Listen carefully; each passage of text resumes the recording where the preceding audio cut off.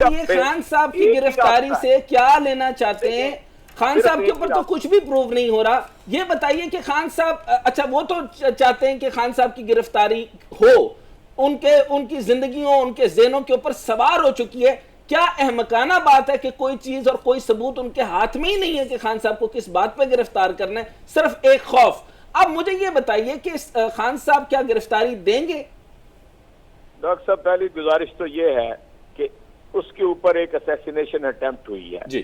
اس سے پہلے ایک ہم نے بتا دیا تھا کہ ایک کوشش ہو چکی ہے, دوسری ہوئی ہے, تیسری کے بارے میں انہوں نے انکشاف کیا, نام لیا اس گروہ کا کہ اس گروہ کو باقاعدہ پیسے دیے گئے ہیں اور وہ تیسری تیاری کر چکا ہے. اصل میں تو عام آدمی کی زندگی بھی خطرے میں ہے اور ایک سیاسی لیڈر کی جو اس وقت پاکستان کا مقبول ترین لیڈر ہے اس کی بھی زندگی خطرے میں ہے.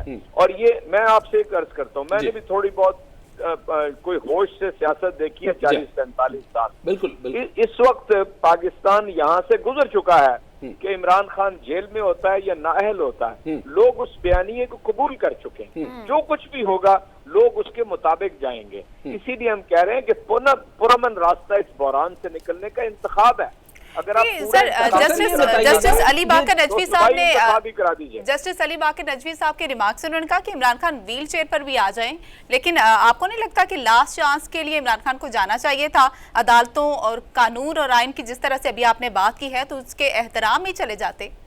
ویسے تو ان کی تصویر آتی ہے نا, وہ ٹانگ کے اوپر ٹانگ رکھ کے وہ جس طرح سے وہ بیٹھے ہوتے ہیں. تو میں آپ سے گزشتہ جو پیشی تھی نا آج سے 3 روز پہلے جو اصل ایشو بنا تھا وہ تیار تھے, اللہ یہ کہ وکلاء نے ججز صاحب سے یہ ریکویسٹ کر کے کہ یہ ان کی یعنی میڈیکل کنڈیشن ہے, یہ ان کی رپورٹس ہیں اور یہ ہے سیکیورٹی کی صورتحال اس کے حوالے سے. آپ کو معلوم ہے جو انہوں نے یعنی منڈے تک پرسوں تک ریلیف دیا جج صاحب نے, وہ اس کنسرن سے کیا کہ ان کی واقعتاً سیکیورٹی کو سیریس تھریٹ ہے. چنانچہ انہوں نے کہا کہ وکیل اتنے بجے جا کے آئی جی پنجاب سے ملے اور یہ جب تک انشور آ کے مجھے عدالت میں کرے کہ ان کی سیکیورٹی یقینی ہے تو میں کیس آگے بڑھاؤں گا. تو سر سیکیورٹی تو کہیں بھی یقینی نہیں ہے, یہاں پہ تو تیزی سے تبادلے ہو رہے ہیں. یہاں پہ سی پی او کسی اور کا ہے, یہاں پہ پولیس کوئی اور ہے, آئی جی کوئی اور ہے, ڈی سی کوئی اور ہے, عدالتیں کوئی اور ہے, نظام کوئی اور ہے. یہاں پہ تو سیکیورٹی تھریٹ رہنا ہی رہنا ہے سر. جی بالکل آپ کی بات درست ہے, مجھے اتفاق ہے کہ ان کی جان کو بہت شدید خطرات لاحق ہیں. ہمارے ہاں تو عمران خان ایک واحد سیاستدان ہے جو کہتا ہے پاکستان نہیں چھوڑوں گا. اچھا سر, یہاں پہ خان صاحب بے خوف ترین آدمی ہے. یہ مجھے آپ کی اس بات پہ بڑا یقین ہے کہ آپ بالکل صحیح کہہ رہے ہیں کہ وہ بے خوف آدمی ہے, اس کو عدالت میں پیش ہونے سے کوئی ڈر نہیں تھا. یہ میں 100% یقین کرتا ہوں. مجھے یہ بتائیں کہ آپ کو نہیں لگتا کہ اظہر صدیق صاحب جس طرح کا آپ نے لائر کیا ہے کہ انہوں نے جس طریقے سے معاملات وہاں پہ پیش کیے ہیں اور 2 پیپرز کے ساتھ دے کر آگے ہیں اور وہ تقریباً 420 کا کیس بنتا ہے, فروجری بنتی ہے, خان صاحب کو ارد گرد کے لوگ آپ کو نکال کے, میں آپ کے سامنے ہی کہہ رہا ہوں, کچھ ایسے لوگ جن کو میں برملا کہتا ہوں کہ فواد چودھری اور اس طرح کے جو 2-4 آپ نے لوگ جمع کیے ہیں, یہ خان صاحب کو غلط مشورے دے کے نقصان پہنچا رہے ہیں. ایسا ہے کہ نہیں ہے سر؟ دیکھیے میں آپ سے عرض کرتا ہوں ایسا ہرگز نہیں ہے. اسی وقت یعنی اظہر صدیق صاحب بھی جی بہت محنت کرتے ہیں, ہمارے ساتھ ہر وقت لگے رہتے ہیں, لیکن خواجہ احمد طارق رحیم صاحب آئے, انہوں نے آگے سارے معاملے کو میں سمجھتا ہوں ہینڈل کر دیا.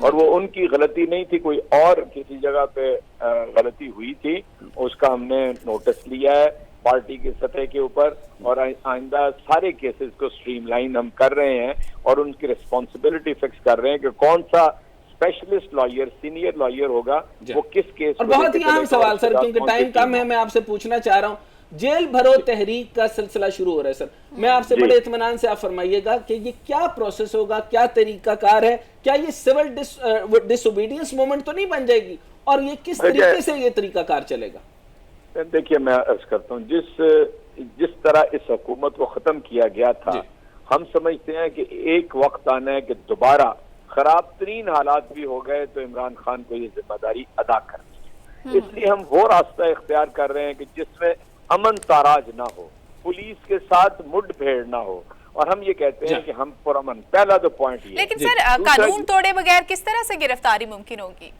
میں آپ سے عرض کرتا ہوں نا جی، قانون میں ہے کہ دفعہ 144 لگی ہے، لاہور کے مال روڈ پہ دفعہ 144 ہے، ہم اس کو وہاں پر بڑی گیدرنگ کریں گے، 200 لوگوں کو بتائیں گے کہ انہوں نے گرفتار ہونا ہے، وہاں پر تقریر کریں گے، بلائیں گے حکومت کو اور نمائندوں کو کہ آگے ہماری یہ بات سنو، یہ ہمارا مسئلہ ہے، تم لوگ آئین کے اوپر عمل نہیں کر رہے، تم لوگ عدالتوں کے احکامات کو نظر انداز کر رہے ہو، تم پاکستان کے لیے خطرناک حد تک بیانات دے رہے ہو۔ یہ آپ دیکھیے نا جی، جج کی ویڈیو آڈیو جو ٹیپ کر کے آؤٹ کی ہے کل، آپ اندازہ کریں اس کے اوپر بے نظیر کی حکومت چلی گئی تھی، کوئی وزیر داخلہ خود کلیم کر رہا ہے، یعنی ریزگنیشن کا مطالبہ کیا اور مطالبہ کیا ہے کہ عدالت اس سے سو موٹو لے، کیونکہ ایک جج اس کے اندر انہوں نے انوالو کرنے کی کوشش کی ہے، وہ اصلی ہے نقلی ہے، کیوں کلیم کر رہا ہے اس ملک کا وزیر داخلہ؟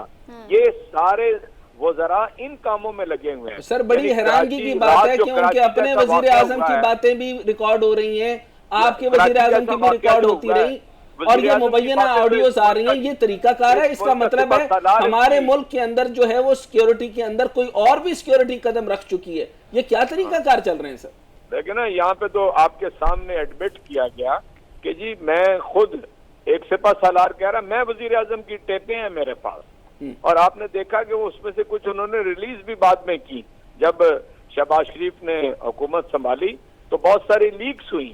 تو میں یہ سمجھتا ہوں کہ ہمارے سپہ سالار اس کام کے لیے ہیں کہ وہ آڈیو اور ویڈیو ٹیپس رکھیں لوگوں کو بلیک میل کرنے کے لیے اور انہیں منہ کے اوپر بتائیں، اور یا بعد میں صحافیوں کے ذریعے بتائیں۔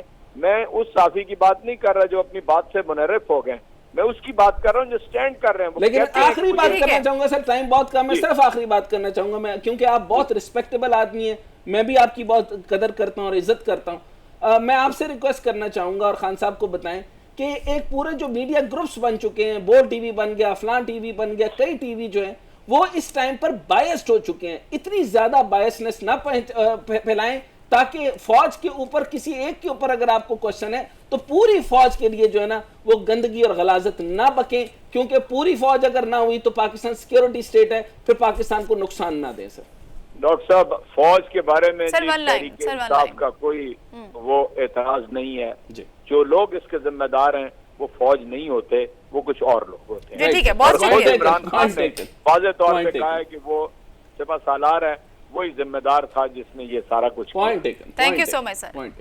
ناظرین، اعجاز چودھری صاحب رہنما پی ٹی آئی ہمارے ساتھ موجود تھے، اپنی رائے کا اظہار کر رہے تھے۔ ایک بریک لیں گے، بریک کے بعد واپس آئیں گے، ہمارے ساتھ رہیے۔